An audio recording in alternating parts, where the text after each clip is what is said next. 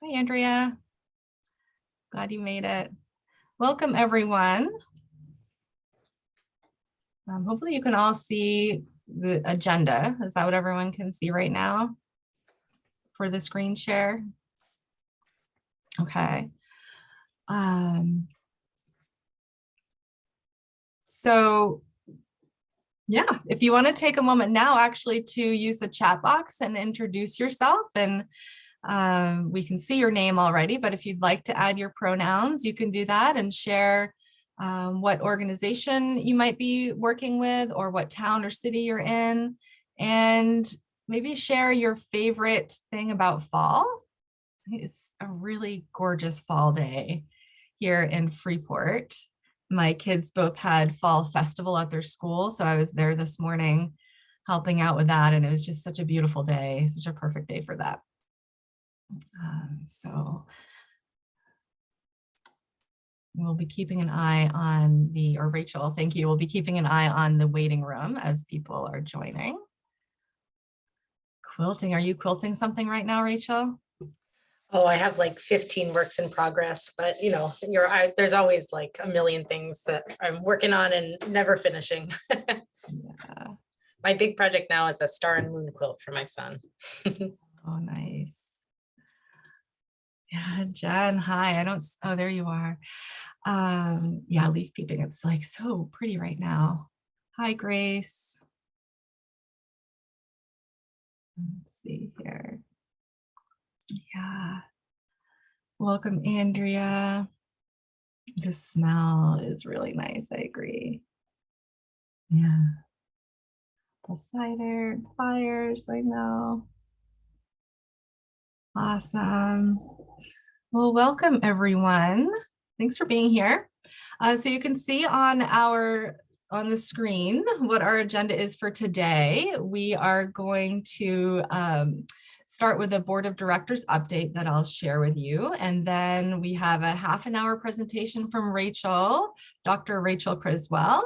And then we'll spend the rest of the meeting connecting the dots. It's our networking part of the meeting, where we'll be able to share different things that's going on in our work or in our part of the state, in our part of the country as well. If you know of anything that's happening legislatively, any challenges that you might be having in your work that we might be able to help with, that is your chance to share. We will have someone coming from Maine Women's Lobby to speak about paid leave and to give an update from that end. But otherwise, Miriam will be facilitating that part of the meeting, one of our board members. And I agree, I like the crispness, Miriam, and the sweatshirts and sweaters. And so what Miriam will do at that point is essentially call on people and give you a time to have the floor and share what you'd like. If you don't feel like you have any updates, you're welcome to pass or ask a question of someone else. And once everyone has had a turn to share, then we can certainly open it up a little bit more informally at that point. And then we'll wrap up the meeting around 2:45. All right, so just to review our mission, which actually has been updated recently. The MSBC is a welcoming and broad network of people supporting families who value human milk and breastfeeding. Together, we work to enhance the culture of breastfeeding and chest feeding around the state through advocacy, education, and connection. And when we talk about like who is the MSBC, it's really all of you here today and more. So folks who have been participating in some way or are on our email list. And we do have our board of directors, but otherwise the MSBC really is this community of people who are working with breastfeeding families or are a member of a breastfeeding or chest feeding family. So welcome again. I'm going to go ahead and stop sharing the screen at this point and pull up my own notes to be able to share our board of directors update. So you may know that we have a number of different committees and we are actively working on quite a bit actually. So one thing that I will do is drop in a document that I've used in previous meetings. That is a compilation of a bunch of information, new knowledge worth sharing that I'll share later on in the meeting. But the first part of that document is, and you should all be able to click on that if you have access to the chat box, is some more information about our committees and when they meet, what the topics are that we're working on, and how you can express your interest if you want to be a part of any of those committees. You're welcome to join one or more, whatever you're interested in. And so the Advocacy Committee, just to share a little bit more, we are still available to help with making sure that donor milk legislation that passed actually comes together, and the folks at the state are working on that to make that happen, but we are a resource. I mentioned that we'll get some paid leave updates later in the second part of the meeting. There's a lot happening with that right now that we want to be helping with. And we are also part of some conversations around doula reimbursement and whether or not it's something that we want to move forward with. The Maine Women's Lobby and the Maine Children's Alliance are both excited to help take some steps forward in making doula care, birth doula and postpartum doula care more accessible to as many families as possible. If you are a doula or you know of doulas, then please let them know that these conversations are being had, and we hope to have another meeting coming up soon to talk more about that. The first step right now might really be bringing the doulas together to have those conversations first, and then we'll help from there. The events committee it was busy with World Breastfeeding Week, and then we helped with making the screening of the film No One Told Me happen in Rockport this past weekend. And so you can find out more on our website. I just updated our website with some photos you may have seen in an email, some photos from that screening. It was fantastic. Rachel was there, and we hope to help arrange some other screenings. There might be one in the Blue Hill area in the next month or two, and then we're hoping to make something happen in the Portland area too. The filmmaker Zulila is busy with attending different film festivals, in LA, Connecticut, Scotland, and is hoping to arrange lots of other screenings around the country and the world as well. So we might have to wait a little bit for another Maine screening, but she knows that we're all in and helping to make that happen. The Workplace Support Committee is still brainstorming different toolkit ideas. This is something that we can talk more about in the second part of the meeting too, but be thinking about and feel free to share in the chat box or in an email to us at mainebreastfeeds@gmail.com. What would you like to see in a workplace toolkit for employers? What would you like to see in a workplace toolkit for employees? What are you seeing the families that you work with? What are their needs in regard to workplace support? How can we help with that? We have lots of ideas, but we would love to hear more from you too. We also have our DEI committee, our Diversity, Equity, and Inclusion Committee. And that committee has been finalizing an inclusivity statement. And I also just updated our website with that too. So I'm going to put that in the chat box. So our inclusivity statement is there. There's also a link to the full policy on there as well. And they're also very excitingly going to be putting on and hosting a book club. So that committee has been reading the book, If These Ovaries Could Talk, the things we've learned about making an LGBTQ family. Really a fantastic book. And that's going to be the first book in the book club that they're going to be hosting. So I'll be putting an email out about that in the next few days. But if you're interested, there's another link in the chat box for you to express your interest in being part of that book club. I think that's going to be really neat. And there's some discussion too around co-hosting in-person parent groups around the state. So if you have any interest in being a part of that or connecting us to someone who could help coordinate and facilitate an in-person support group, let us know. Yeah, and also curious, again, this might be a question for the second part of the meeting, but curious if you feel like that need is already being met in your area. Do you feel like people have access to groups either in person or by Zoom? Or do you feel like you would love to see something like that happen? That would be really good information for us to have. Let's see, then the communications committee has been busy making sure our website is still running well, and Robin has been keeping our blog up to date, and that has been exciting to see. So you can check that out. I think that might be the blog address. Sorry, that didn't go through right, but and then our fundraising committee and our board of directors has been really focused on sustainability and that part of the strategic plan. And that includes grant writing. Thank you, Miriam, for really taking the lead on some of the grant writing we've been focused on, and other fundraising. And with our, thanks, Nina, with our, we're also creating an annual budget and creating fundraising goals from that. So we're working on that piece right now as a board. And if you have other fundraising ideas, that's great. I know, so my birthday is coming up this weekend, and Facebook said, why don't you do a birthday fundraiser? And I've done this before, and I've raised usually around $400 or $500 each time. And it's really easy to do. And if anyone wants to make Maine State Breastfeeding Coalition the beneficiary of your Facebook birthday fundraiser, that would be great. And there's also something called Amazon Smile. And I think this information might be on our website too, how you can do some really easy fundraising for MSBC. And then just another update that the board has talked about is our meeting structure for next year. So we'll be coming up with topics and speakers, and would love your ideas and suggestions for either a topic or a speaker or both.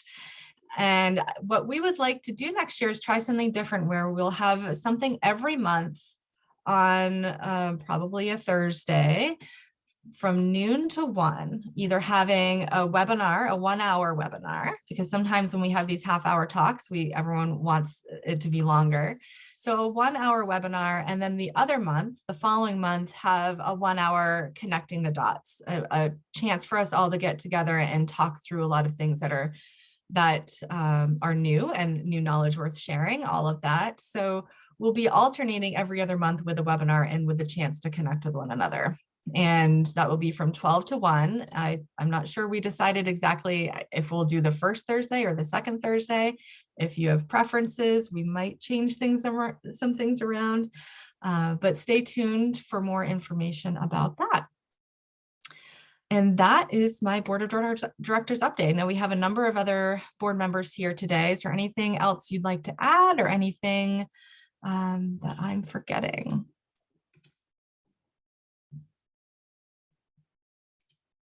Okay. All right. Well, then I would love to introduce our speaker, Rachel. Dr. Rachel Criswell is a full spectrum family medicine physician and IBCLC in Central Maine. She completed medical school at Columbia University College of Physicians and Surgeons in New York City, and residency at the Maine Dartmouth Family Medicine Residency in Augusta.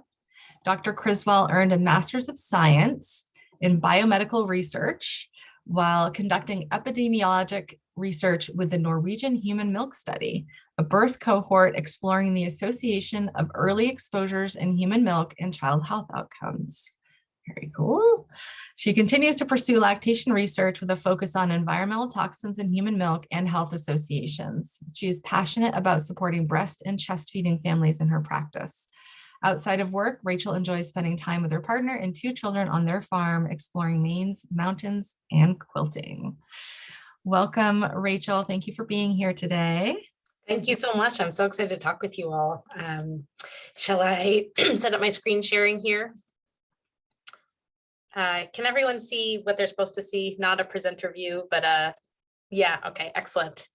Well, thank you so much, Kara, and thank you so much to the board. I really appreciate this group, and I'm so excited to talk to you about something that I'm very passionate about. My name is Rachel Criswell. Like Kara said, I'm a family medicine doctor here in Central Maine. I practice at Skowhegan Family Medicine. And I have been doing environmental health research on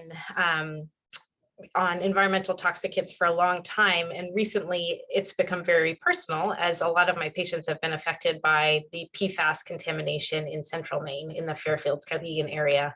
So I'm here to talk to you a little bit about sort of the broader view of environmental contaminants in milk, how they affect lactation, and then also the contamination that we're seeing here in Central Maine. Let's see. All right, so first we're going to talk a little bit about what persistent environmental toxicants are, and I'm going to focus, like I said, on per and polyfluoroalkyl substances, which are PFAS. And I'll speak a little bit about the effects of PFAS on lactation and about milk as an exposure pathway for infants. And before I begin, I just want to make sure, or I want to make note that many of the papers that I discuss refer to mothers and women when discussing lactation. And as we're all aware, people of a range of different gender identities and bodies can lactate and use different terms for the process of feeding an infant with their bodies. So I do try to make my language reflect that throughout the presentation, but there is a predominance of female-centered language, and I appreciate your patience as the research literature catches up to our current world. So sit tight, we're about to go on a whirlwind tour of environmental toxicants and chemicals. So there are just thousands of different chemicals that are man-made, and there's new ones being invented all the time. For this talk, I'll be focusing on chemicals with a few common themes. So first, we'll be discussing chemicals that are designed not to degrade, which means that they persist in the environment in our bodies. Second, many of them have properties that cause them to interact with and sometimes disrupt endocrine processes or hormone processes in our bodies. So for the purposes of this talk, I'll be referring to these types of chemicals as environmental toxicants, endocrine disrupting chemicals, or by their specific class names. And there are a few specific classes of chemicals that are commonly studied in these environmental health cohorts. So the first is organochlorine pesticides, and this includes chemicals such as DDT and its metabolites. Many of these chemicals have been banned, but they persist in just about every ecological component today. They're found all over the world, and humans are mostly exposed to them through fatty foods.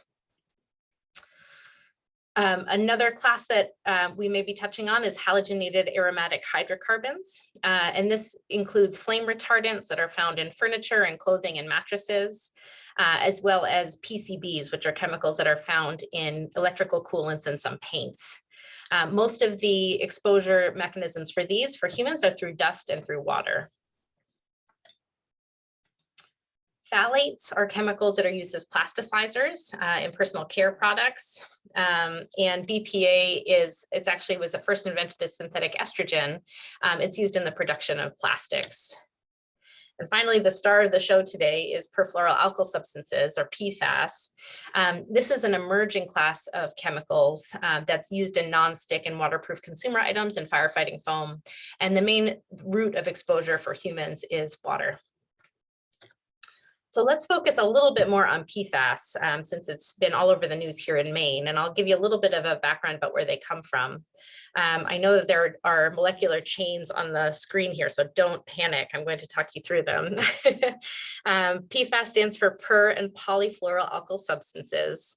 And PFAS carbon chains look kind of like fatty acids, and they have this carbon backbone, but instead of the place where hydrogens would be, there's fluorine atoms.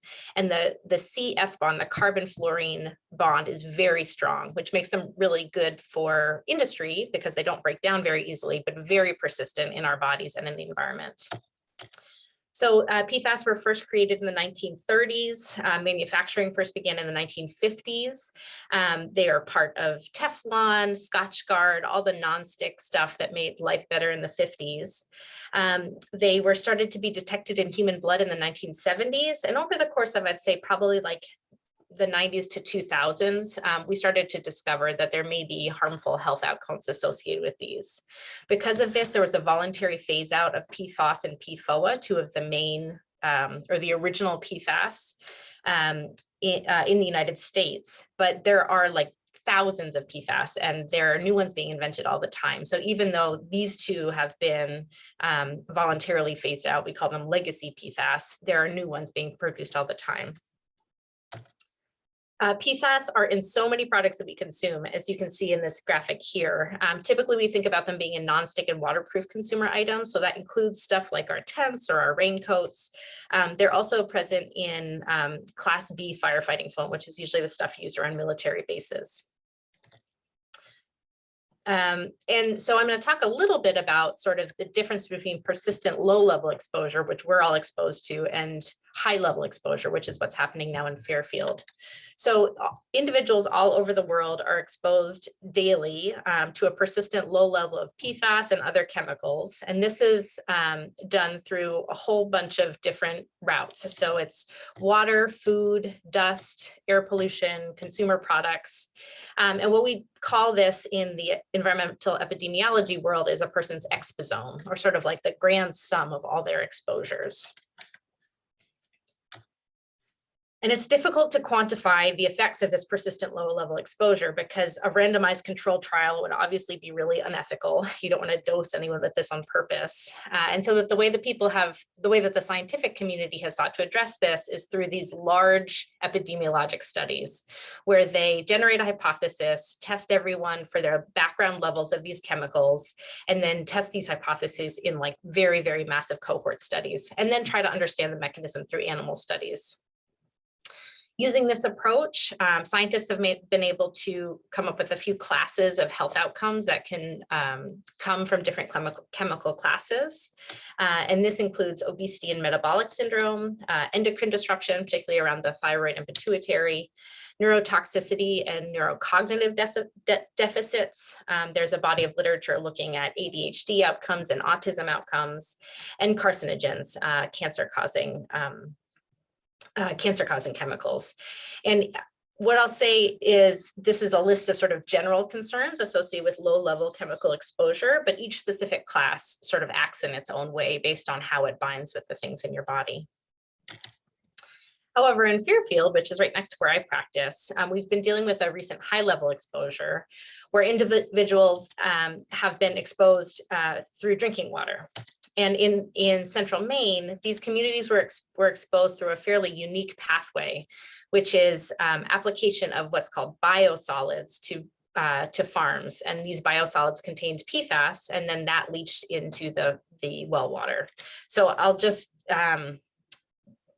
there's like a lot of words to unpack here. So basically, for many years, 30 or 40 years, there was a state program that was supposed to be helpful, which was taking sewage and waste and using it as fertilizer on farms.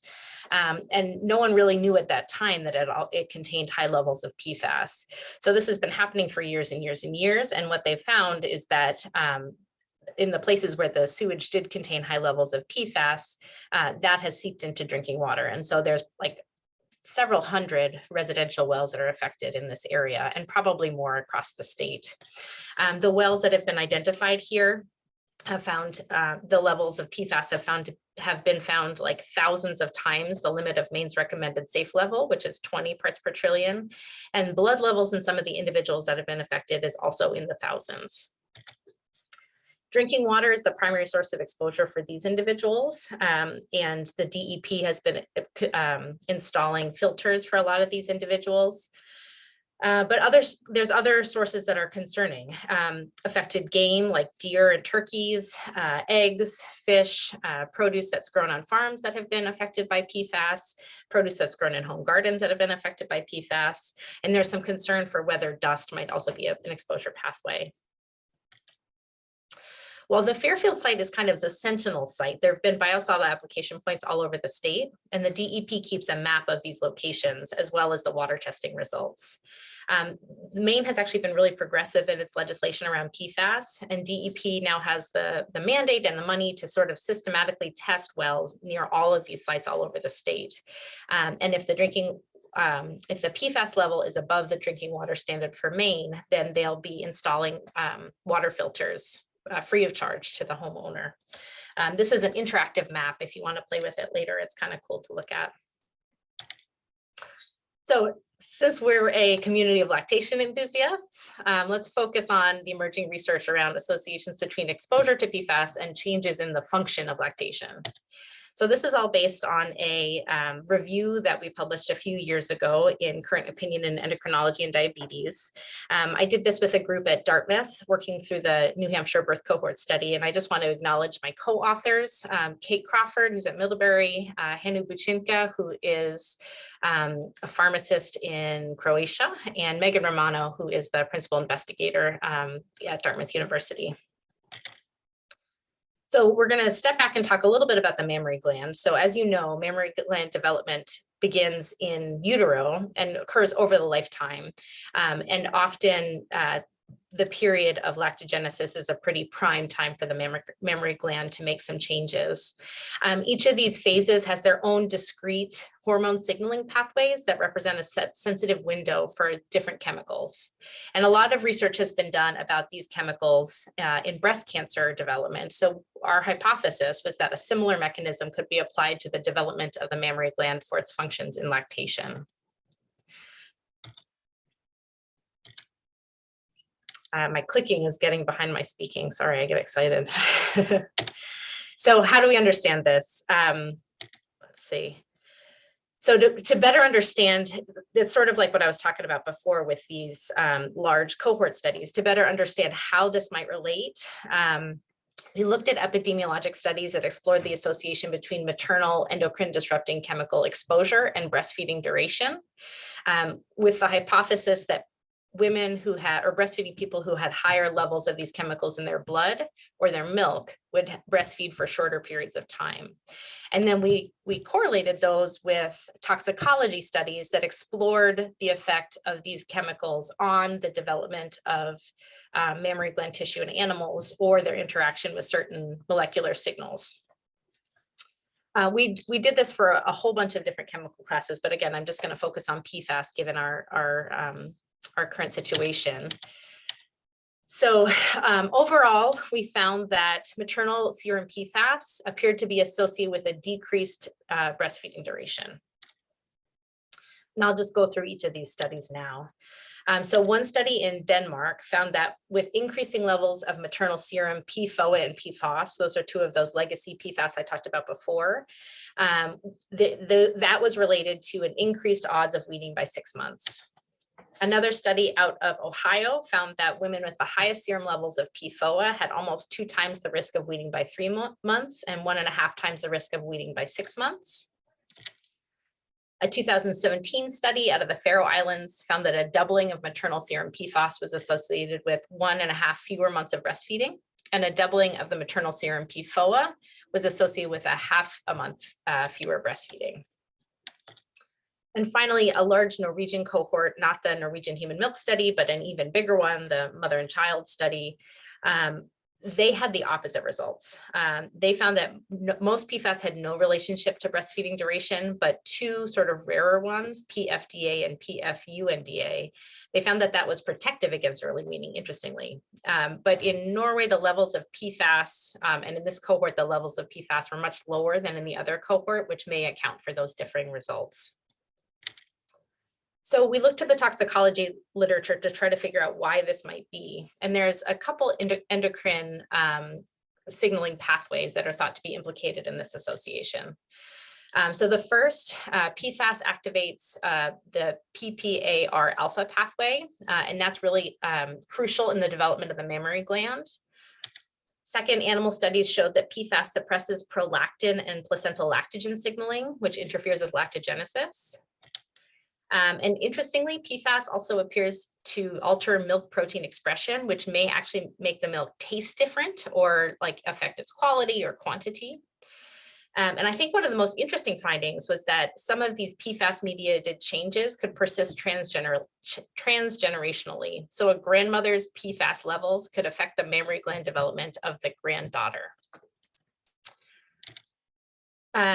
So that obviously gives us a lot to unpack and a lot to think about. But I also want to talk a little bit about human milk as an exposure pathway for PFAS and for other chemicals. So as we talked about, everyone is exposed to this exposome of chemicals and other things in the world. And because of the way that breast milk is made in the body, a lot of the things that we're exposed to over the course of our life also transfer into our milk.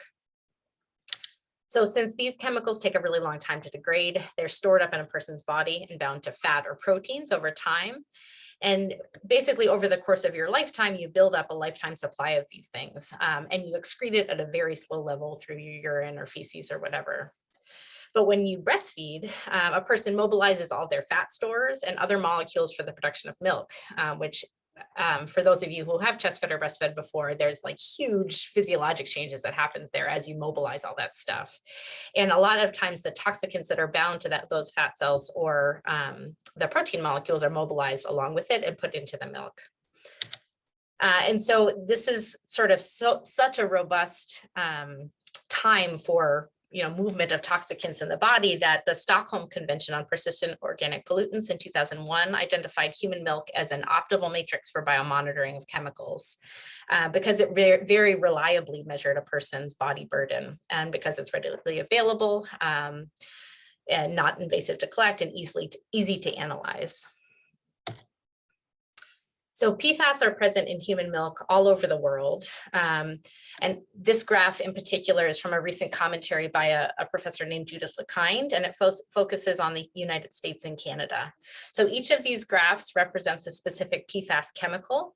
And the first 3 white bars here represent studies that look at populations with background exposure. So this first one, Kubwabo, is from Canada. This one, Tau, is from Massachusetts, and this one is from the Seattle, Washington area. So these people are exposed to just normal everyday levels of PFAS.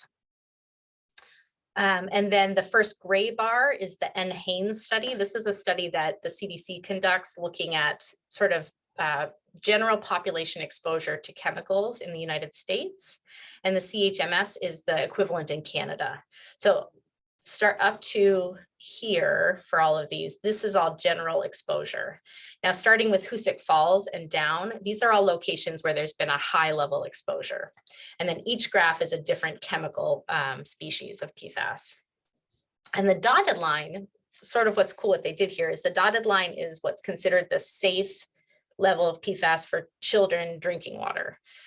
It's not quite equivalent just because the newborn period to 1 year old is like such a time of growth, and milk is obviously a different matrix than water.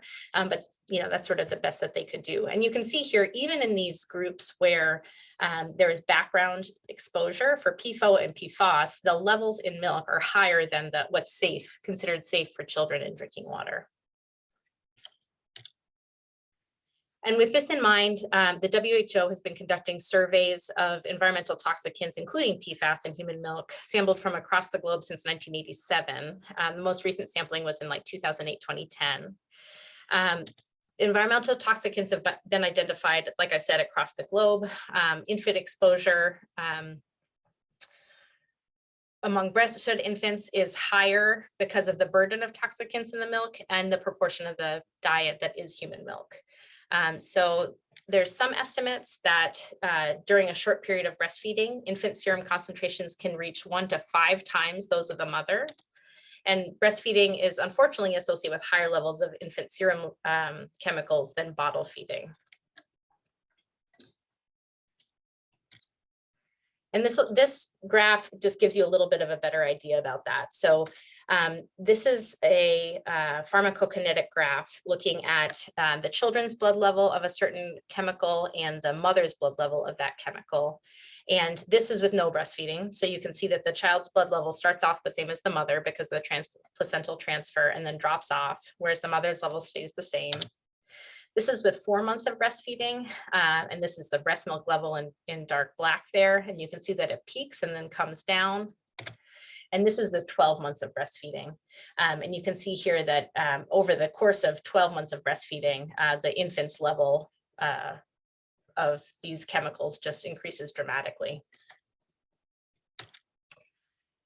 And so the question is, does this matter? And is this kind of exposure different from the exposure that we get every day in our lives? And so I want to talk a little bit about what's called the developmental origins of health and disease hypothesis. And this suggests that exposures made between conception and year 2 have long-lasting programming effects on people's health. So things that happen to you when you're, 1 month and getting certain things in breast milk can affect whether you have diabetes, years in advance. Obviously, those programming effects are just one of many, many things that affect a person's health, but this is sort of a growing area of research. And people have used these large cohort studies to identify possible programming effects from early life PFAS exposure. The results for PFAS in particular have been summed up really well by a recent review by Suzanne Fenton, who's kind of a leader in this field. And the studies so far have showed that intrauterine milk exposure to PFAS can affect immediate growth of the infant and development of the fetus, but also long-term effects on their thyroid, their kidney, and their liver. And with liver, also metabolic syndrome and obesity. And the National Academy of Science just came out with a report echoing all of this. And you can see here that they have sort of determined what the research can support in terms of health effects associated with PFAS, as well as the level of evidence. And the sufficient level of evidence includes decreased antibody response in adults and children, so decreased vaccine response, cholesterol issues, and decreased infant and fetal growth, as well as kidney cancer. I do want to emphasize that this is an area of ongoing research. So even if there's limited suggested evidence or inadequate evidence, it's often not because it's disproven, it's more because the research is still evolving and difficult to do. Okay, so now that I've thoroughly depressed you all, let's talk about future directions.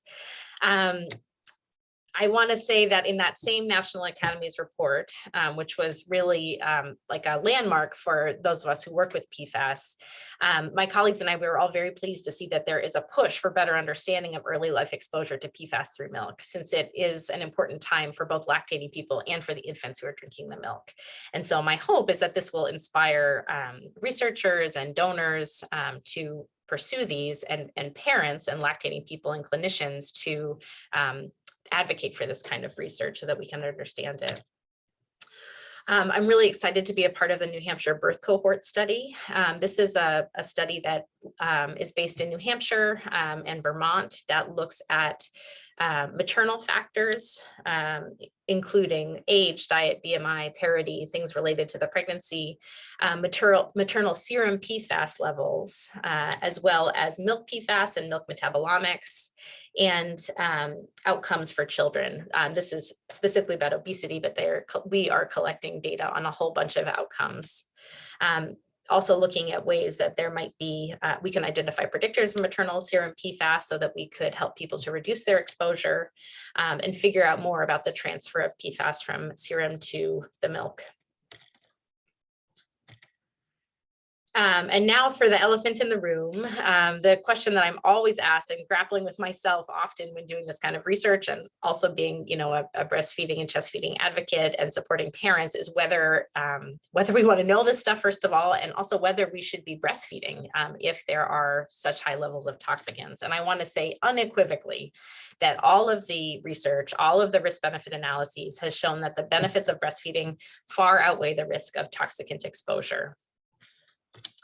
And honestly, the clinical relevance of a lot of these epidemiologic findings are kind of unclear. As I said, there's many, many things that in a person's life that can contribute to health effects later in life. And so it's unclear if the significance that this, as one of many risk factors, plays in a person's life. Regardless, the findings can be really challenging, and it's difficult to fit this sort of research into our knowledge that breast milk is overall such an amazing substance, and chest feeding can be such an amazing thing to do. And when this is coupled with government policies and socioeconomic realities that hinder breastfeeding and get in the way of breastfeeding and chest feeding, it almost feels that we don't want to know about any potential negatives. But I think the fact is that babies are being exposed to these substances through breast milk, through water, through dust, through other routes. And I think it's really important for us to understand how they interact with breast milk itself and with human biology. I think it's important for us to understand how to reduce our exposure. And I really hope that this work underscores the need for good environmental stewardship and conscious use of chemicals so that we can protect ourselves and our children. And I wanted to finish off by just saying that this is echoed in this recent report from the National Academies that says that, PFAS does pass through breast milk, but breastfeeding is still the optimal source of nutrition for a human infant. And, better understanding is needed. I really look forward to seeing if there's more research about the ways in which milk bioactives can mitigate the effects of PFAS and other chemicals, because there is some suggestion that healthy lifestyle can sort of mitigate these risks. So these are some resources for you as clinicians, as well as for patients. This is the report that I mentioned, the National Academies report. These are some really fantastic progressive, but I'd say fairly unbiased projects and institutes that are putting out information about PFAS, especially for breastfeeding and chest feeding families. This is kind of a cool app that you can play with to reduce your exposure. It's called Detox Me, and you can go through all the sort of like daily products you use to figure out sort of how to reduce your exposure. And then in our area, a lot of farmers and home gardeners have been affected by PFAS, and MUFCA has a really great set of resources for them. So that is that. Thank you so much for listening. I know that was a lot, and I'm really excited to hear your questions. Thank you so much, Rachel. That was really interesting, and like you said, a bit depressing as well, right? Yeah. Yeah. So opening it up to questions. Who has any questions?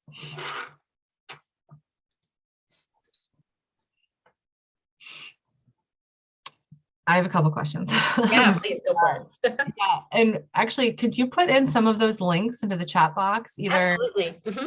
Wait until after questions, or you can do it now. But I'd love to see the map. I know that's something that has been in the news in the past 6 months or so about the area, about all of Maine. But I remember looking at a map to see the area that I live in.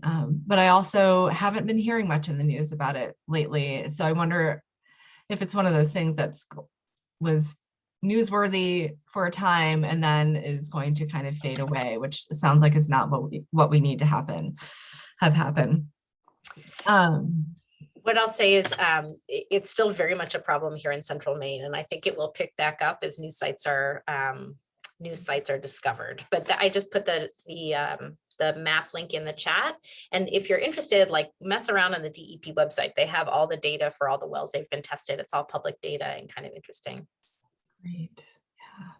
So I think you started to answer this toward the end, but I was just wondering what people can do once they realize they live in an area that has a high level, or once they've had a high exposure, if there's anything they can do to, aside from just reducing or eliminating continued exposure. That's a great question. So right now, there's no approved treatments for reducing PFAS in your body. There's some very experimental treatments, like one clinical trial on therapeutic phlebotomy to just basically remove the contaminated blood from your body. The biggest recommendation now is to reduce future exposure. So, install a water filter or drink bottled water if you're exposed through your water. For firefighters or for military personnel, work with workplace health to try to get low PFAS gear and to try to safely dispose of the firefighting foam. And same for people who work in factories with fluorocarbons, to just make sure that you're doing it safely and with appropriate protection. There's really great information about who should get tested in this new report. And that includes people who sort of live in an area where there is prior biosolid application or known levels of high PFAS in the water. And then they include also firefighters and former military, which I think is really interesting, because those are not people that we've been testing before. So I'd encourage you to go to your doctor and maybe ask about it if that's something you're concerned about. Mm-hmm. And I'm thinking about, oh, go ahead, Miriam. Well, just on the testing side, I have dealt with the lead issue, and I'm in Yarmouth, and so it's pretty common. I keep hearing about more and more moms that are coming to me with questions because they know that I went through the whole thing and their babies, because you routinely get tested at one here in Maine. And so I was just curious if you think that that's going to become a routine test for babies, along with the lead test, just because we're seeing it more and more in Maine, and just to be able to gauge where we're having, I guess, issues in the state or toxins in the state, and if that will become like kind of like the lead test at 1, and I think again at 2 or 3 for babies. That is such a good question. I think maybe like 10 or 20 years down the road, it could be. Right now, it's still really like this report that came out in July was a real sea change in that before there was no recommendation for any testing. And this report that came out was the first time that a governmental body said, like, yes, we should know what people's levels are. And here's how we should screen them later in life if they do have exposure. So I think eventually I could see that definitely being part of like routine screening for young people or for adults, if you live in one of these contaminated communities. But I think we're probably a ways out from that right now.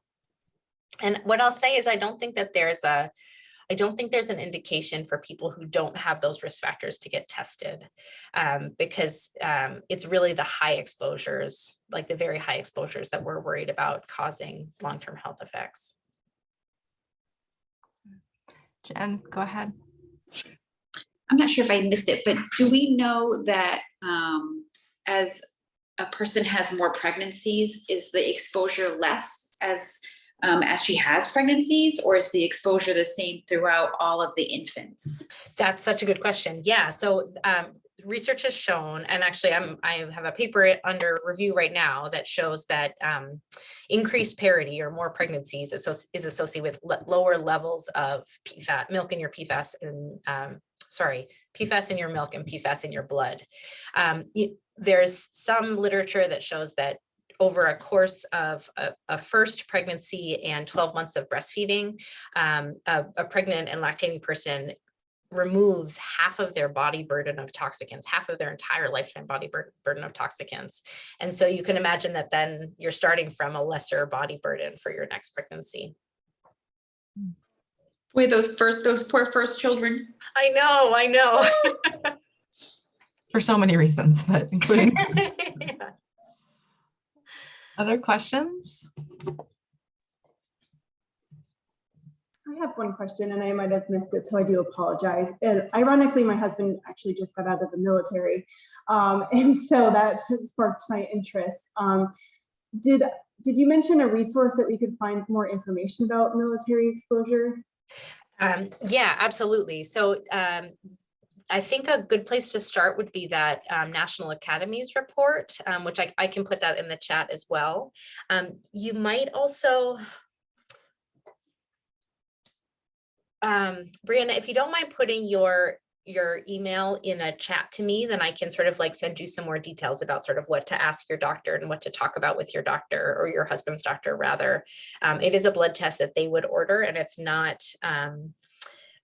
a very typical one. And so I know a lot of patients who've been looking for blood testing have been having some difficulty figuring out how to do that, but I'd be happy to share resources with you about that. Yes, thank you. I just put my email address in there. Excellent. And Rachel, could you put yours in there too for folks? Sure. Yeah, I'd be happy to. And I'll put all those other resources that I mentioned as well. I was telling Rachel yesterday that about 20 years ago, I read this book called Having Faith, and it was about environmental contamination for pregnant and postpartum women and their babies. And I remember after I read that, my eyes were opened a little bit. And I remember hearing every now and then some different campaigns from formula companies saying that breast milk is contaminated and that you shouldn't, it's not good to do and formula is better. And so I'm glad that you mentioned that and kind of wrapped up with the recommendation is still definitely to be providing breast milk. I wonder too about the water sources. I know you did show some research and comparing breastfed or breast milk or breastfed babies versus those who weren't, and that they do have higher levels, but I still wondered about potential water contamination with formula. Absolutely. I think one of the things that really keeps me hopeful about that field of research is that, there's still so much being discovered about bioactives in milk, and like, I'm a scientist, but like the magic that is human milk. And I just think the eternal optimist in me thinks that there has to be something in milk that's mitigating that exposure. Otherwise, I think we would see much like more drastic health outcomes and things like that. So that's something that's really exciting for me and something that I think hopefully will be coming out in future research. Excellent. Thank you so much for doing this research and for sharing it. Well, thank you all for listening. I appreciate it. Awesome. And Rachel will be here for this next part of the meeting as well. So if you have other questions pop up, then know that you can ask her, and her email address is in there as well. So let me pull up our agenda again. And here are those questions that you can consider when it is your turn to share. Put those in the chat box. And Miriam, take it away with facilitating this part of the meeting. Sure. Hi, everyone. And thanks, Rachel. That was terrifying and so informational. I still have so many questions going on in my head about what I want to ask you. So we're just going, like Kara said, we're going to be talking about questions that people have. Maybe it's something that's going on in your own community, just ideas that you might have. This is really an opportunity for everybody here to share. And Kara, I wasn't sure if you wanted to go first, if you had something that you already had in mind. And we could go from there. And then when the person comes from the Maine Women's Lobby, I thought we could jump to her. And that way, if questions come up regarding the paid family leave, then we can incorporate those into this conversation. So Right. Kara, was there something that you wanted to start with? Yeah, I'm just going to share this link again. If you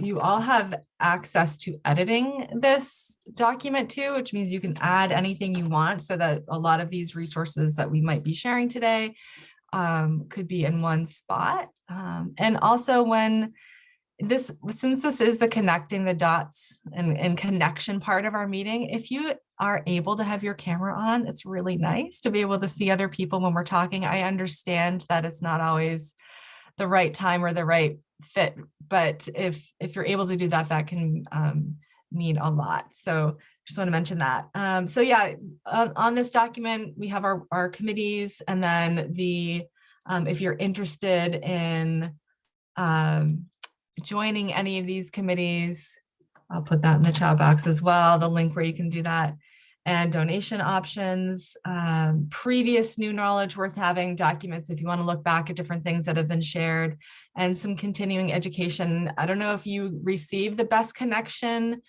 emails, but I just got one today with the information about their independent study lactation webinars. So those are available through December 21st. And they cost between $20 and $85, depending on how many you are wanting to do. And you can get up to 5 CEUs or LSERPs. So that's great to know. I also heard about this webinar called Racism and the Colonial Roots of Gendered Language in Public Health and Biomedicine. That's coming up on the 12th next week. And so that link is in this document if you want to look into that.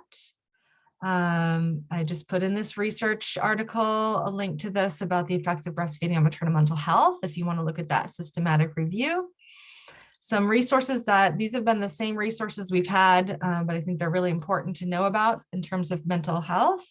And then Maine WIC they have a great YouTube page, and the Portland office just released some new videos in other languages too. So that is good to know about.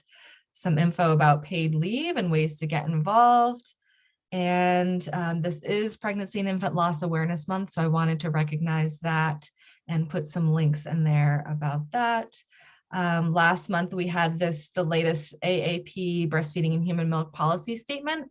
And we also have this link here to give you a chance to share how you feel about those recommendations. We put that out a while ago. We'll probably put it out again. And, really good to know your thoughts. We've been hearing kind of mixed reviews of this latest statement. So good to hear what you think about that all around. And yeah, some other resources here. So please add to these list of resources. And I think that is it from me. So happy to hear from all of you. Really glad that you're here. And this is one of my favorite parts of these meetings, is this connection. Thanks, Kara. And I just want to say that if you don't have anything to share, feel free to say pass. Or if you are not ready to share, or you're still, putting your thoughts together, we can always come back. And if you are planning to leave the meeting early, just let me know and I can pop you up to the top, because I'm just going to go in order of participants from the Zoom. So Rachel, you're actually next, though I know that you shared a lot today, but is there something that's outside of what you presented on that you might want to bring up? Thanks. I wanted to, I hope this is not too much self-publicity, but I just published a paper on fatty acids in human milk and maternal predictors of fatty acids and association with obesity outcome in infants. I can put the link in the chat. It's something I've been working on for a really long time, so I'm excited about it and excited that it's out there. That's awesome. Congratulations. Thank you. So next we have Andrea. Yeah, hi. I have nothing new to add. I've missed some meetings, but I guess as far as breastfeeding in our area, something I would like to look into, and Kara and I think it was Kara and I have talked a little bit about it, is the slight potential, or just looking into what the possibilities are for setting up a milk bank that's, farther north. We have our agency has good relationships with people at the hospital, just because it's a small place. And so in order to get referrals for Maine families, we do a lot of outreach with the doctors, and, we meet up with everybody, and we show up at childbirth education classes. And so there are some people there who are excited about that prospect, but the bridge between like being excited and, oh, that's actually possible, is like, it feels really, really big. So I'm just hoping that at some point there is somebody there who's willing to, look into it, learn more. So that's what I've been thinking about.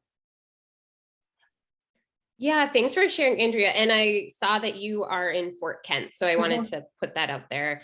And I know that even in Portland, that the milk banks are not enormous. And when I had my son at Maine Med, the question of being able to use milk was really, just not an option for everyone. So that's definitely something that, maybe it's something we can start talking about. And Kara's been really making sure that we stay focused on the whole state of Maine and not just within the Portland area. So that's a really good reminder for all of us. Thanks for sharing. Next, we have Brenna is next. Brenna Nelson. That's okay. I get that quite often. I'm still giving my thoughts. I don't think I have much that I can think of at this time. So if I do, I can put it in the chat though. Brenna, can you introduce yourself? Because I think if you are who I remember, you're following Andrea, which is what Andrea said, which is appropriate. Are you with the milk bank or no? No, not me. I'm sorry, I can put my camera on. I just have to dock my computer, so it's challenging to undock, but I can do that. But no, I am not with the milk bank, unfortunately. Okay.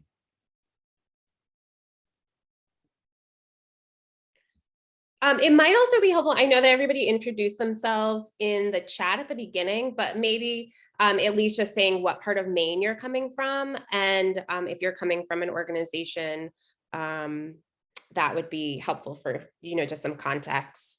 And so it looks like Brenna is coming from Maine General WIC breastfeeding. Is that correct? Yep, I'm the Okay. current breastfeeding coordinator for Maine General WIC for Augusta, Scottsdale, in Waterville. Okay, great. So next we have Carrie.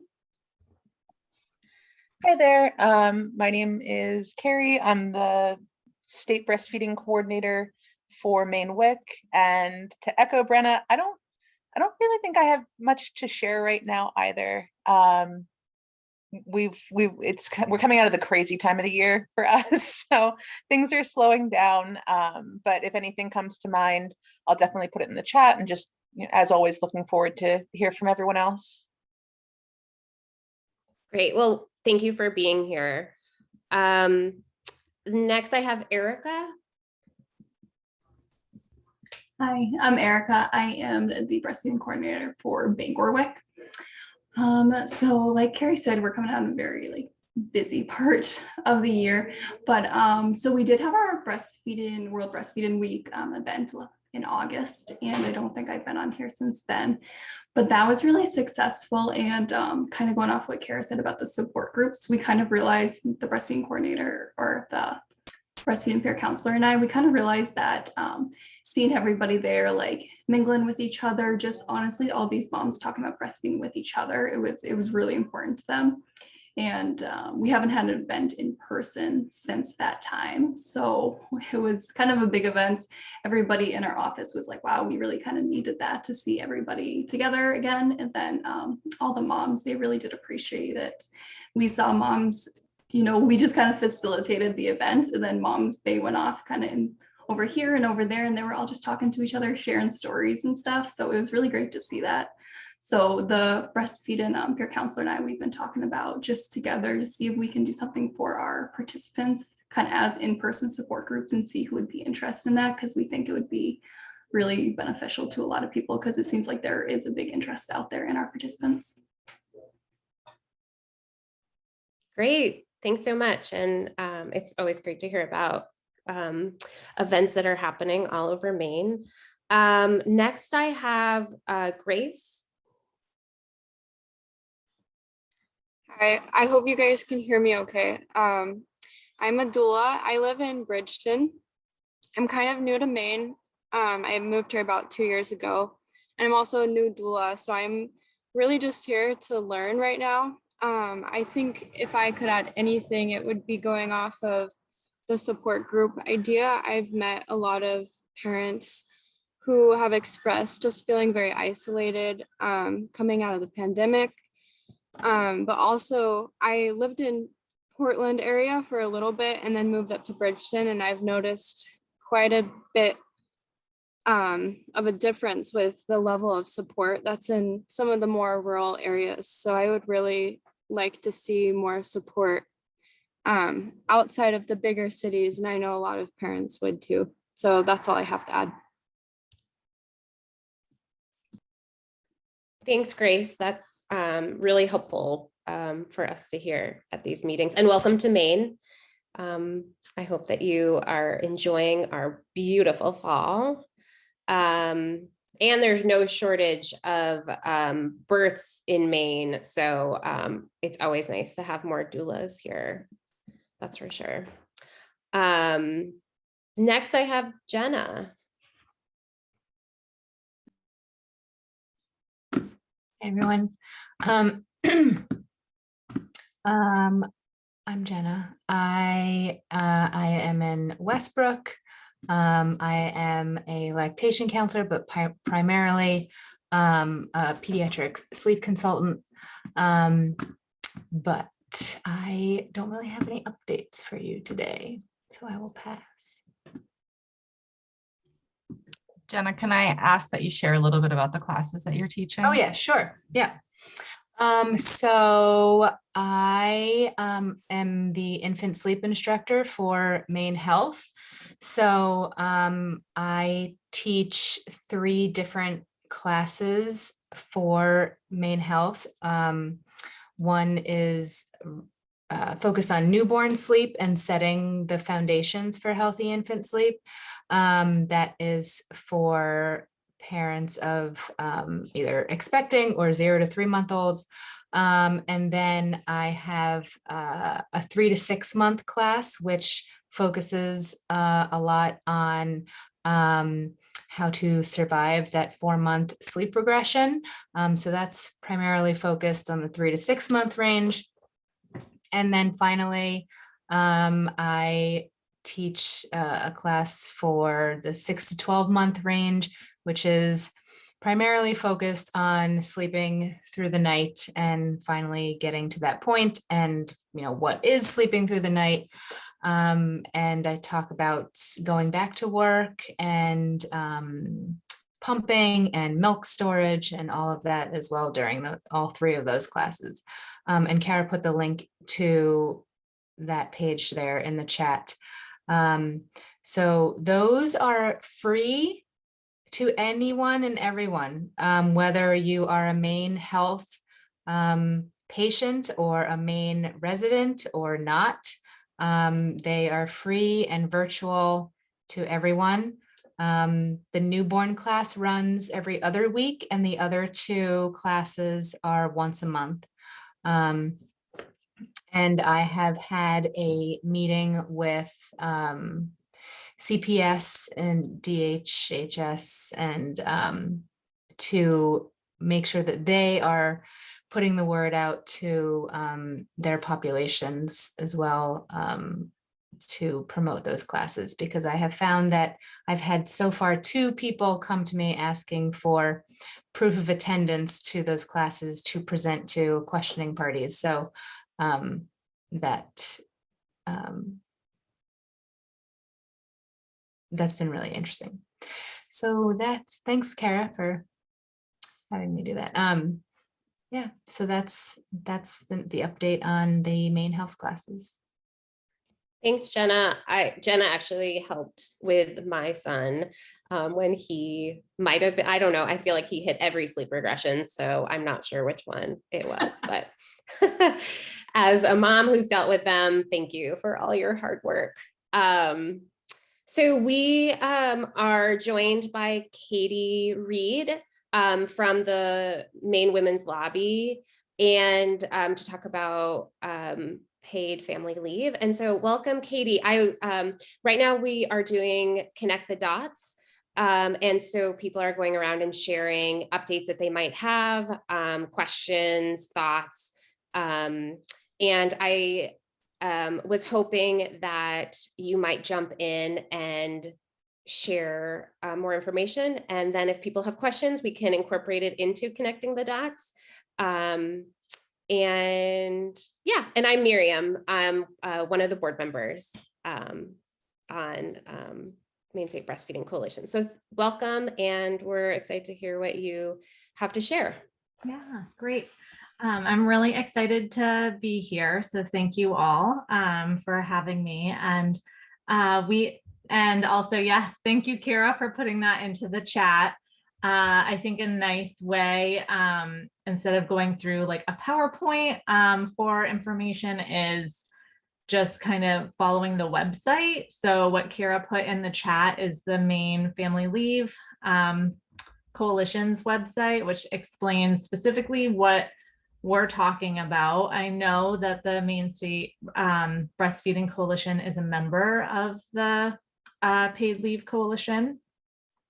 And so what our goals really is to try to create, oh, I'm sorry, I do have dogs. So you'll have to forgive me if you hear them in the background. I also live near a school, and this is like when school gets out. So it's a 2 p.m., 2 to 3 p.m. regular occurrence. So, yeah, so the biggest piece is understanding exactly what is paid leave.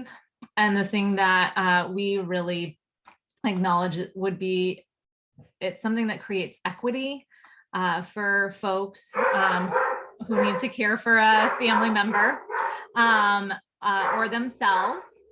And also it also restores dignity, because I think in one of our stories, somebody shared with us that you can't survive if you don't get paid.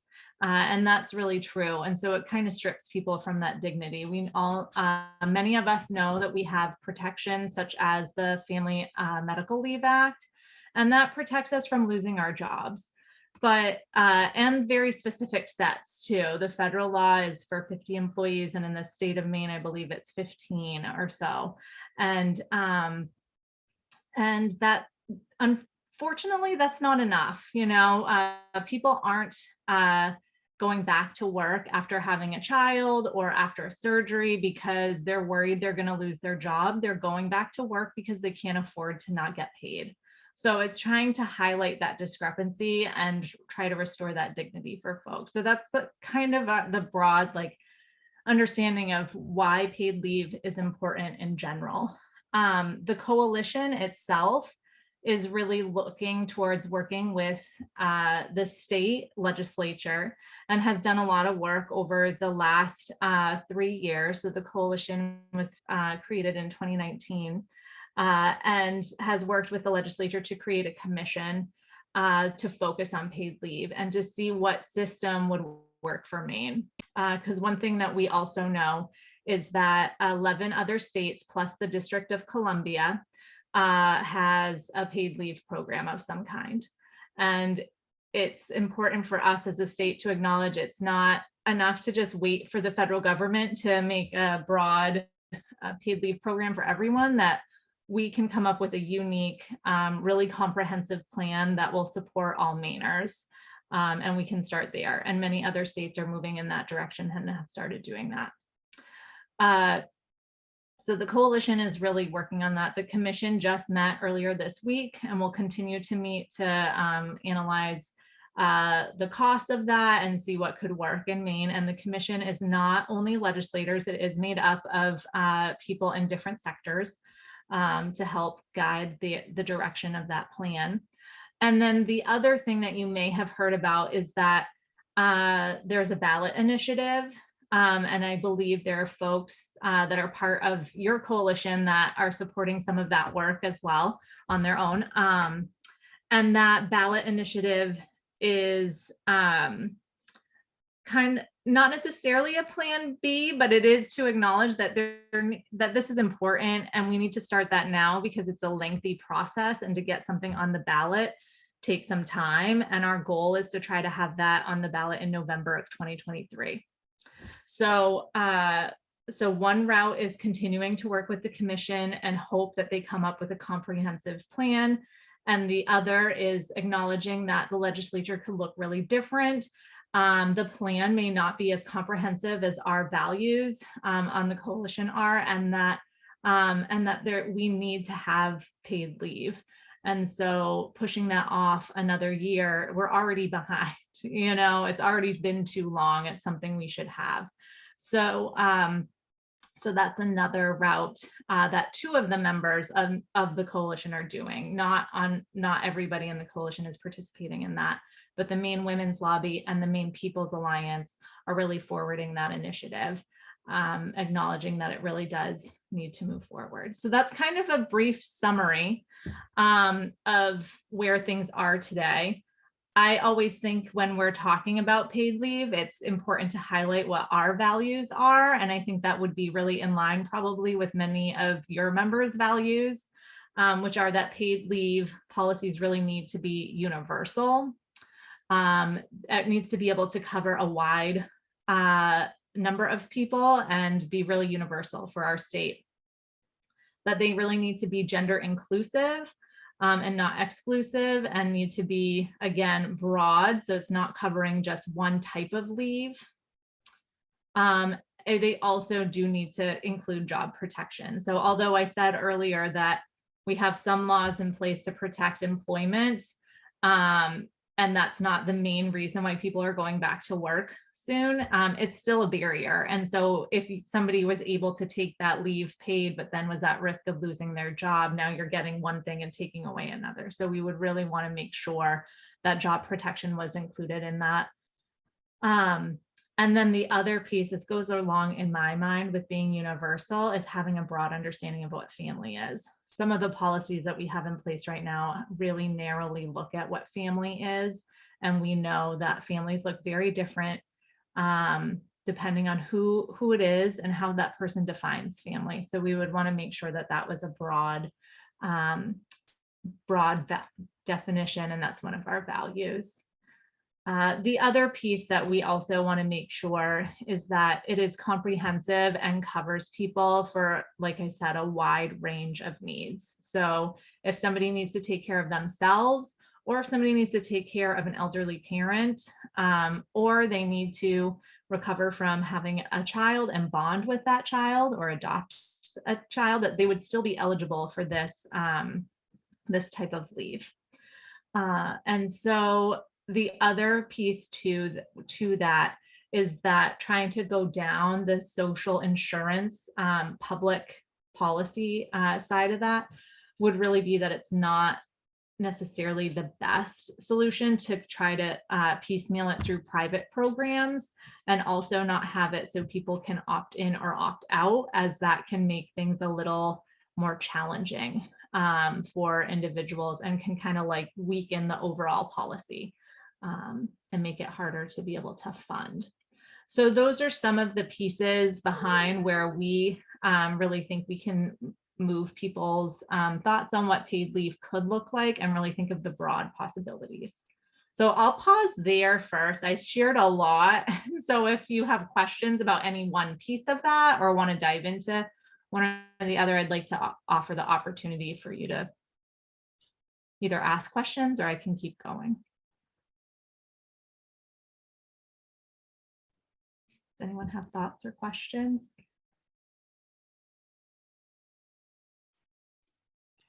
Thank you, Katie. I'll add something that we're still collecting stories all the time and connecting with people who have a story that either they can write their story down and it can be put on the website or shared in social media, or we can schedule a Zoom and just talk, and it can be recorded with a transcript that I can go through.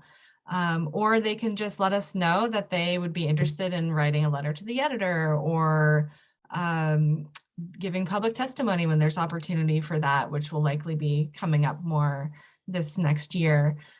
So please put them in touch with either me, mainebreastfeeds@gmail.com, or with Katie. Katie, do you mind putting your contact info in the chat box?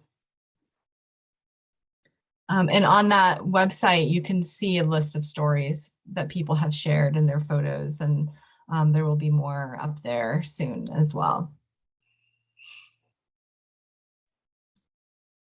Yeah, and right now is a really great time for people to get involved because there are those multiple strategies. There are different ways to make sure that paid leave happens. And one of the most important ways to do that is lifting the voices of Maine people and sharing that this impacts everybody. I think we probably all have a story, either ourselves or somebody that we know, that has been impacted negatively by unpaid family leave of some kind, or needing to leave a job to care for somebody they know. And being able, like Kara said, to lift those voices up and share that with people will really help people understand this is more than a policy. It's about survival and about human, dignity, in my opinion.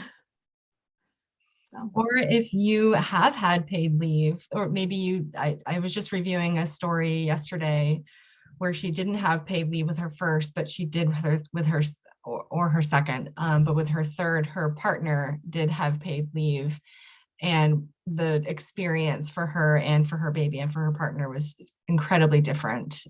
And also, if you have lived in another state that had paid leave or know people who have had it, it's always good to hear all areas. Or if you're a business owner or know of a business owner, that's also a perspective and a story that is really helpful to have too. Yeah, we're really trying to make sure that it is diverse, that people understand that this does, it can impact businesses, it impacts individuals, and also, like Kara said, it's not just sometimes people hesitate to sharing their own story because they think, well, my experience wasn't this terrible experience, but I lived through something, whether I had paid leave and I could not have survived without it, or I didn't and I was able to piecemeal things and I made it work. It's still relevant, and it doesn't have to be this drastic experience to be able to share that. And we just want people to know the more voices that are out there, the better.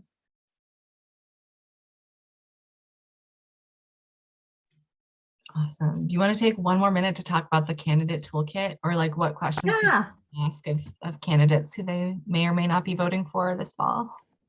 Yeah, I would love to do that. Let me pull up. I think this is the link to that toolkit, I think, and it's just a really long one, but I think Yeah. that's Yeah, it, it's because it's a PDF. I can share, if I might be able to share my screen, and I can show you where it is. And that is another aspect that I find really helpful, just like walking through the website, because everything you want to find is right there. If you're talking to somebody, you know, friends or family about it. So, let's see, I can, yay. So on the About Us, you'll see this is where we have like, what's the purpose of our coalition and all of the different members that we have. And then on the candidate toolkit side, we have our take action page.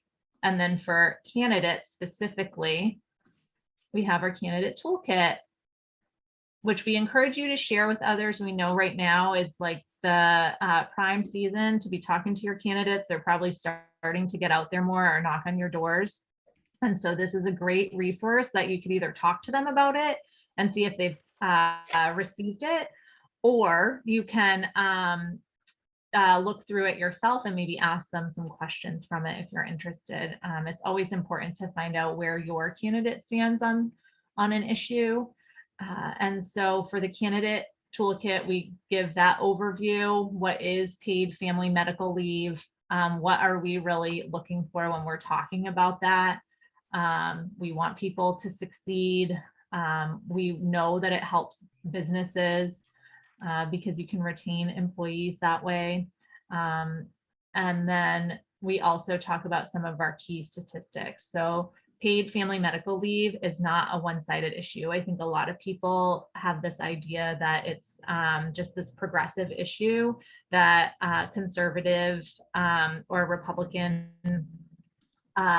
people who are registered as Republicans don't necessarily support, or independents, but that's not true. We found that it's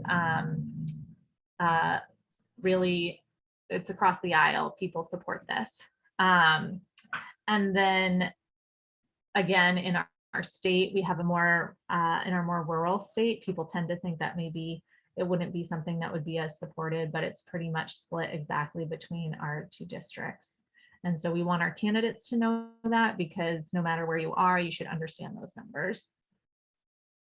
And then we give candidates some talking points about paid family medical leave. And this is just a PDF right on the website. I'll go back so you can see where that is again.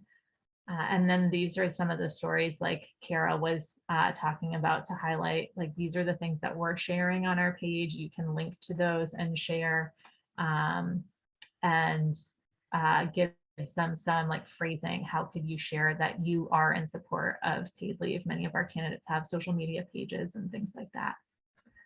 And so again, it's our take action site that I know Kara linked to in the chat. And then our candidate toolkit is right on the top. But if you go back to it, it has anyone. So just as a person, if you wanted to figure out how you could get involved, there are ways to do that, like sharing your story. We have a story archive where it's a Google form that you can just say, I'm interested in talking with somebody about it. You could email myself or Kara, writing letters to the editor, becoming a community leader. Those are all ways folks can get involved. So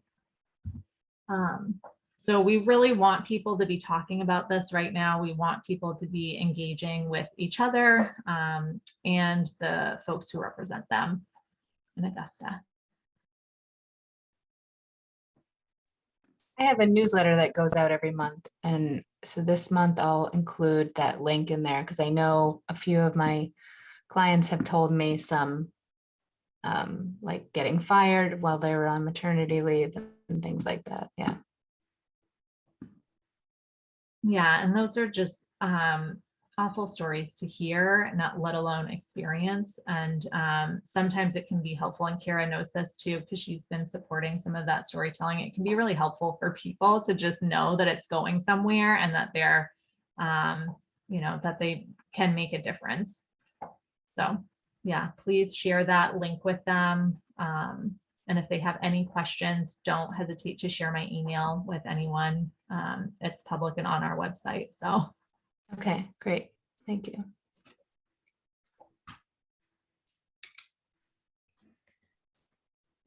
Are there any more questions for Katie, or should I keep going?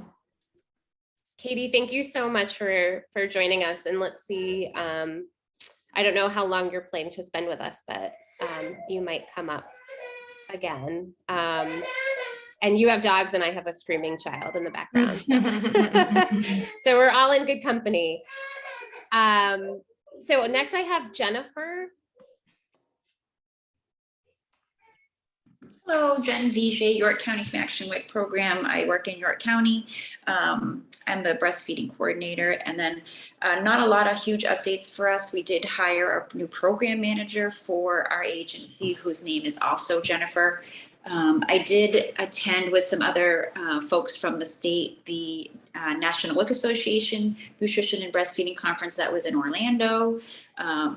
That was great. There's a lot of breastfeeding information, breastfeeding with disasters, and the best topic, or one of the most impactful topics, was one about women that are, or folks that are in jails and having babies in jails, and how they access their benefits and how they offer support to them. So that's all really that I have here in York County.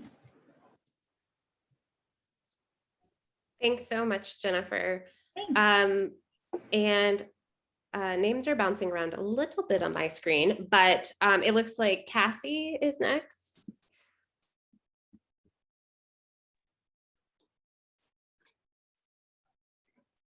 Hi, can you hear me? Hi, I'm Cassie. I have a daughter that just woke up from her nap.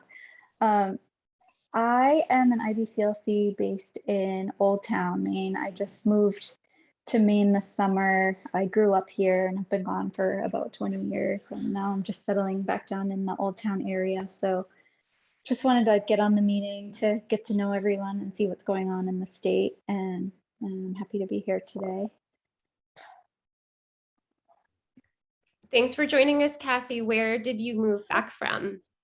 I was in the Washington, D.C. area. I was hospital based, and I had a private practice down in that area. So I'm looking on building private practice up a little bit in the Bangor area. And this is Esther, and she's still breastfeeding at almost 12 months.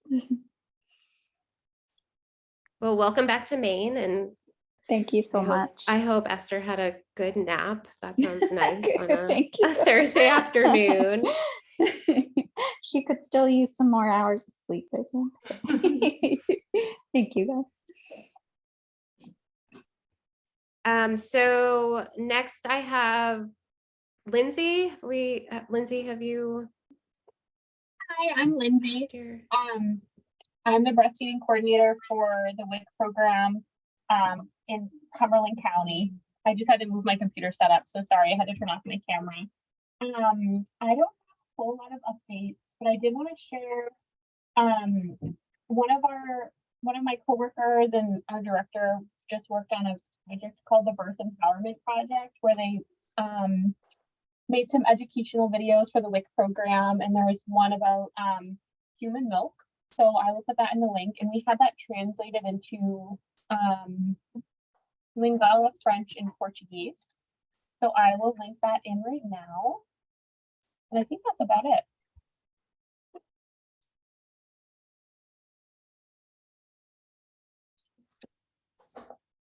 Thank you. Thanks so much, Lindsay. Yep, and she just put that into the chat. Next, I have Nina. Hi, everyone. I'm Nina. I live in Brunswick and work at Birth Roots in Portland. I'm also a doula and a CLC and have connections in the MDI area as well. That's where I cut my teeth as a new doula. So I don't have anything event-wise to share, but I did kind of stumble upon an article in the New York Times yesterday about the challenges that mothers or birthing people with autism face with body feeding. And it just was a very interesting concept that I honestly haven't heard spoken about very much. And so it kind of covers two different researchers and some of the struggles that their patients and people that they've surveyed are facing. And so I'll share that in the chat. And if you can't read it because you don't have a New York Times subscription, let me know because I can send you a gift link, which you will be able to open. You can email me. I'll put my email address there too. So it's just something I'd love to learn more about, and thought maybe down the line we could have a presenter or someone that maybe has more experience with this that could teach us all a little bit more about this topic. So I will put that in the chat. Thanks, Nina. That sounds really interesting. And I'm sure that that's something that we can look into for a presentation. Did I miss anybody? I just had a question. Was it Jennifer? I think it was Jennifer. Now that the video's off, I can't remember. But someone was talking about work that they were doing with women who were incarcerated. Who was that? Jennifer? No, I was at a conference, and that was like the most impactful session was that session. Oh, okay. Mm-hmm. Was that a local conference? No, it was in Orlando. It was the National WIC Association conference. And okay. It's 2 times a year, and they kind of alternate around the country. And that one was in Orlando. Okay. Just because I'm always looking for opportunities to somehow get into that world of incarcerated women who are birthing and breastfeeding. Yeah. We do have an agency that worked with the jail. I'm not sure, Lindsay might know which program it was. That was us. We had some success working with the Cumberland County Jail, and we had one client who we were actually able to get a breast pump and get her certified. And she pumped for a few months before her release. But since COVID and everything, the visitor policy has really cracked down. So that's not a program that we've been able to continue, unfortunately. But definitely would be interested if anybody has any ins or information. I've heard that Opportunity Alliance has been able to do some work with incarcerated women, being able to Kara might know. I think in one of just because I've been doing grant writing, I've been searching in the archives on stories and read something about Opportunity Alliance being able to partnered with. That was MSBC. Lindsay that was Lindsay that works for Opportunity Alliance. Oh, okay. Okay, yeah, great. I know there's so many different WIC agencies. There's 8. And then we work under Opportunity Alliance, but there's also so many different programs under Opportunity Alliance. There definitely could have been other programs doing some work. But yeah, it was really cool while we were able to do it. And then I think the coalition was working with one client, right? Sarah? Yeah, we helped arrange that milk train. Yeah. So she was incarcerated, and people signed up to meet her at the jail or prison. and bring her milk to her baby an hour and a half away, which is really incredible. And we're happy to help with that any other time something like that comes up. And I think this is a great reminder to reconnect with them. With the prison system, I'm trying to remember the name of the person we were in touch with there, Lindsay. I don't know if she's still working there or not. I know, I don't remember. I don't know about the person that we had been connected with in Cumberland County, but that was a different place where she was at. Yeah, I'll have to keep my ears out though. That is a really good reminder. I think things have been so busy lately.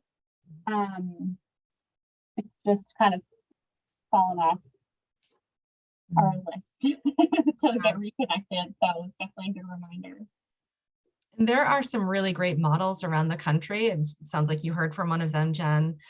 And that might also be a topic we could have. We had someone speak about this years ago when we had a meeting in person in Augusta, but it might be a great topic to bring up again. And I remember them saying that there wasn't a high number of pregnant or lactating incarcerated people, but that could probably change. And even if it's not a high number, we still want to be able to support them. So that's something I'm writing down to follow up on.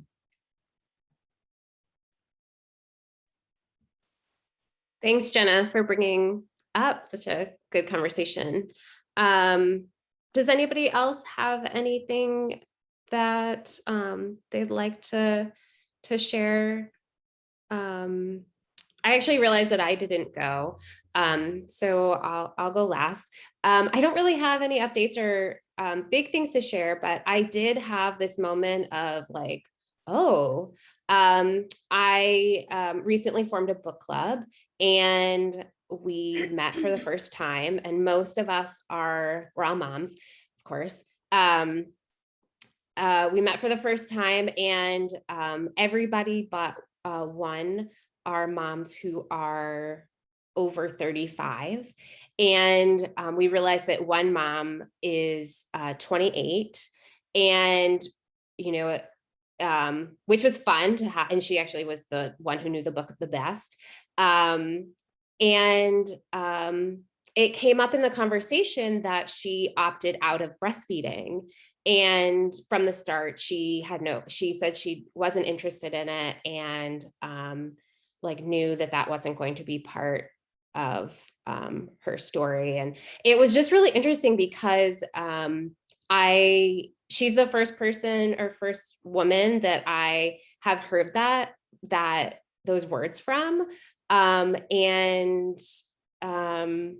just thought it was like she was very open about it.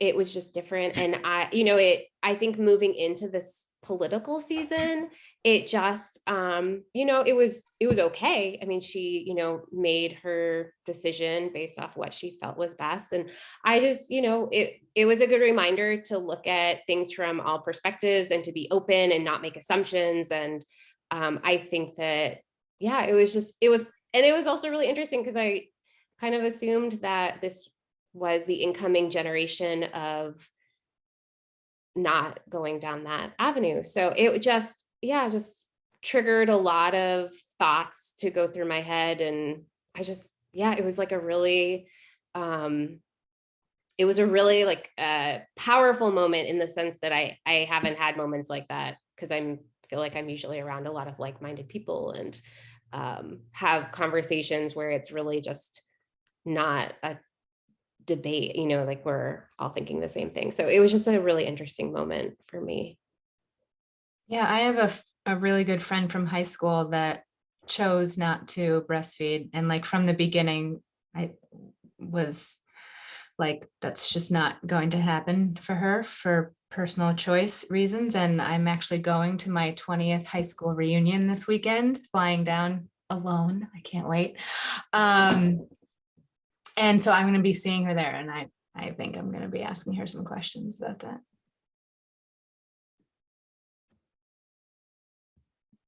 Just for personal curiosity. Yeah. Yeah, it's really good to have these conversations and these ask these questions, because that's how we, find out more about each other and hear other sides. And yeah, and then we move into creating policies that work. And we have people like Katie who are doing so much of the legwork for us. Thank you so much. And yeah, I just appreciate being able to participate. Are there any other thoughts or questions? I'm going to turn it back over to Kara for kind of our closing, our closing of the coalition meeting. But if there's anything else that anybody would like to chime in or add, this would be a good time.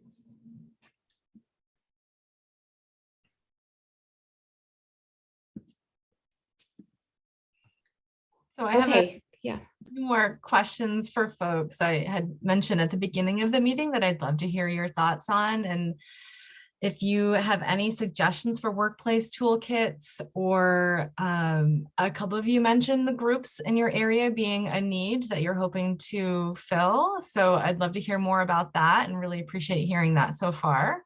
Or on the other side, if you feel like that it's being offered, but it's not, but people aren't using it, that's also good to hear about. And then what topics you'd like to see next year. So I think that, Nina, I'd love to connect with maybe someone who was part of that article about autism. And then also the incarceration piece would be good. So what other topics? So share any thoughts on any of those, please. We've got a few more minutes where we can chat before we wrap up.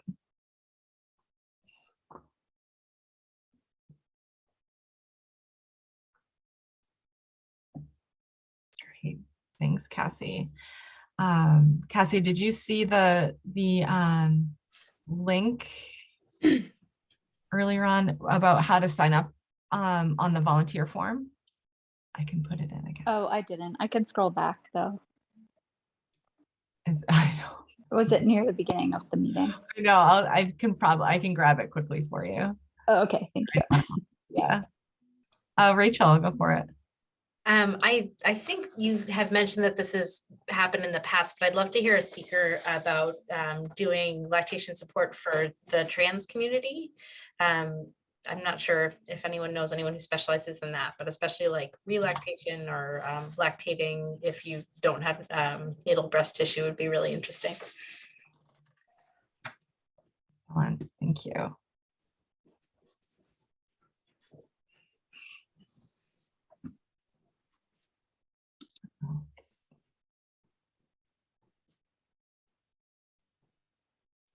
So for those, I mean, it's so great to have a group of people who are working with families every day. And so what do you feel like the biggest challenges are for people who are going back to work? And, that they have to go back to work is obviously one. And we're trying to work on that in a way, but once they get back to work, are they having a hard time finding finding time, or having a hard time finding a place, or is it infant childcare? What kinds of things do you think we could help with in terms of information or support or resources? Or is it all going really well? I think for our area, a lot of it is childcare. It's still York County, but a lot of it is childcare. People don't have a place to pump at work. Those are some of the reasons that I primarily get. They don't have a place, and they don't have time. Despite the laws that are yes, despite the laws, and we do go over those with folks too during our sessions and stuff. So that it's their right, and it's the law, and so I'm not sure if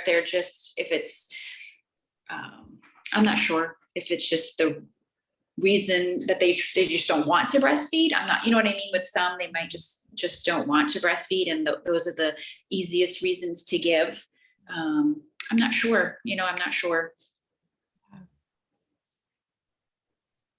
What I've been hearing a lot by a lot of participants is a lot of time. It takes a lot of time, and with the understaffing issues, which people bring up a lot, is their employers are very supportive of breastfeeding. They're offering them a place, But when it comes down to actually having the time to do so, they're saying that they're super understaffed and they just like, they feel bad leaving, or they feel bad like stepping aside to be able to do so.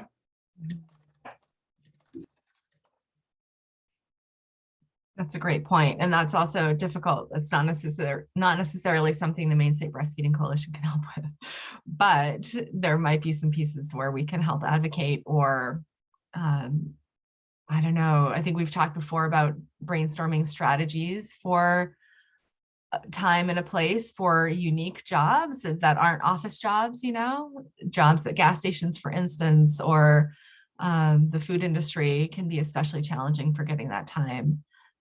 And so if there are any strategies out there that you've heard about, we might be putting out a survey or some sort of prompt in social media and through our email list asking for stories.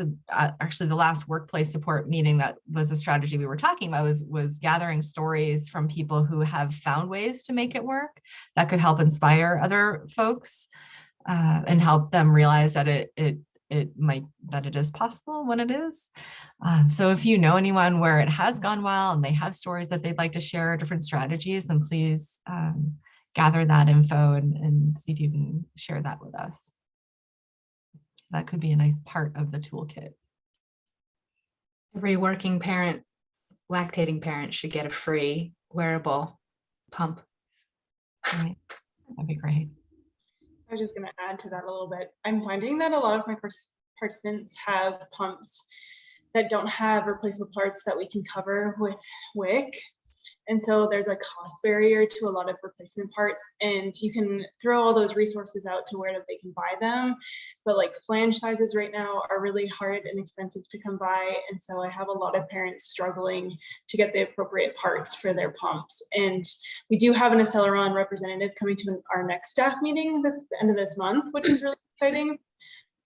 But Maine Care doesn't cover those replacement parts. I've already, so that's really struggling to like parents, and it's just having that difficult conversation and trying to navigate that the best that we can. And we can offer a loaner pump too in the meantime. So I've done that a couple times with some folks. I'm like, we can replace all those parts that we have for our loaner pumps, and then in the meantime, if you really do prefer your pump over ours, so. So I've been on some emails with Maine Care and Acceleron actually about that issue, and Maine Care is going to start reimbursing, but it's at such a low rate that it's actually not helpful for the companies like Acceleron who are providing these parts. It costs them a certain amount of money to access these parts and to sell them, and the reimbursement rate is one that is still being, hopefully still being negotiated, essentially. But that's a really great point, because that the time it takes to wash the parts, and if the parts aren't even the right size, I mean, there's so many pieces there that can really make or break pumping at work. It's a lot of the flanges sizes right now. I'm having a lot of parents that are smaller sizes than the standard. And those, it's another like almost a sales gimmick where they make you buy the flange and then like the insert, and they can't afford the inserts. And it's really difficult to navigate with those parents, and it's discouraging a little bit too. I had a mom that was just like, I can't do this if it's not going to work. I'm like, you can. And we offered our pump and she didn't want it. So it was just having those difficult conversations, I think, is really tough right now. Yeah. Thanks for sharing that. All right, well, we are at time. If you think of anything else, you know how to reach us.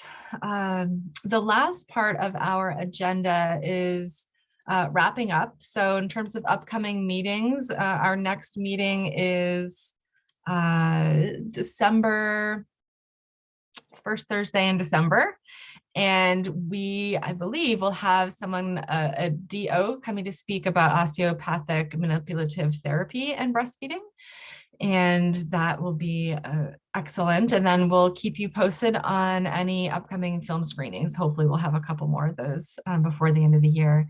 And we'll hopefully have some of these fantastic topics that we've talked about in our meetings next year.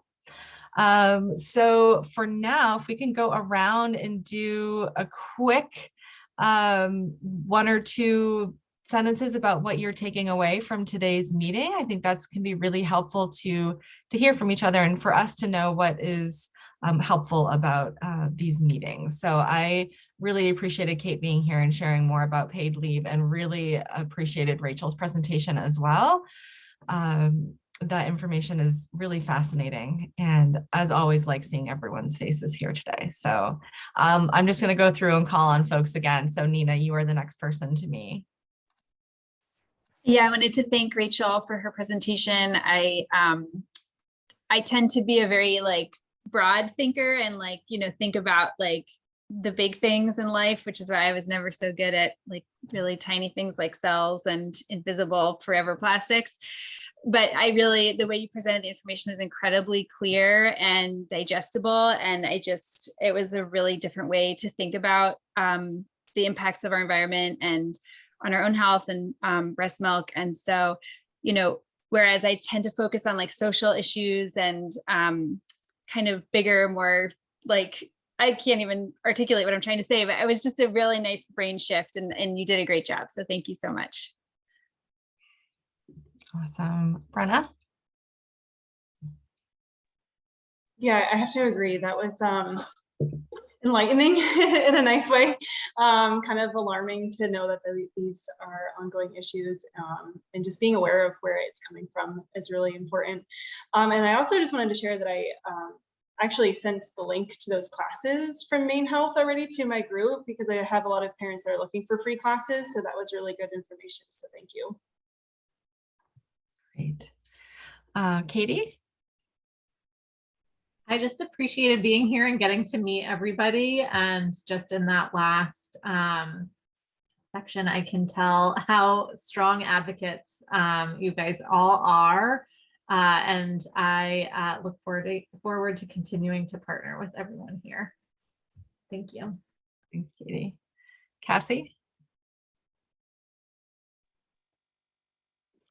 I'm just thankful to be part of the meeting and get to know everyone and see the awesome work that's being done in the state of Maine. And the presentation was awesome and alarming for me.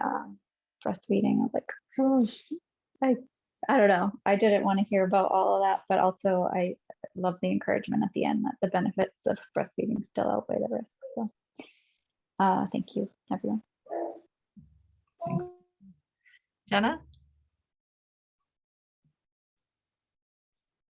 Yeah, thank you, Rachel, for that presentation. My sister-in-law is a scientist and also breastfeeding her second child. So I definitely would love to share that information with her. I'm sure she can read it, no problem. And just thank you for the chat about, you know, just stirring up the conversation about incarcerated parents. And I am the child of a parent who was incarcerated, so that I wasn't a baby at the time, but that's just a world that I want to like dip into. So that's definitely was helpful to hear that it's on other people's minds as well. That reminds me, on Friday at the Portland Public Library, there's going to be an art opening from the Maine Prisoners Project. A bunch of prisoners that have done some artwork. I don't know all the details exactly, but it's going to be at the Portland Public Library. It's a traveling exhibit. So I'm going to be going with my family. It's also the first Friday art walk down in Portland. So anyone who's in that area, that could be a fun thing to do. Great. Grace?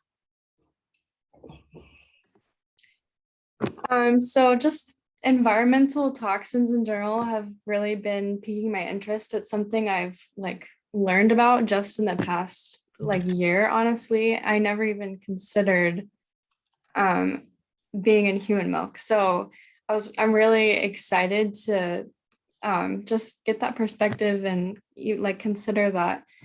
And then also just really appreciate the talk about paid family leave. I think that's a really important thing. And I'm just excited to be here, excited to be getting involved. So thanks, everyone. Thank you, Grace. Grace is helping with our social media right now. So yay for that help. Thank you. Jen Vijay.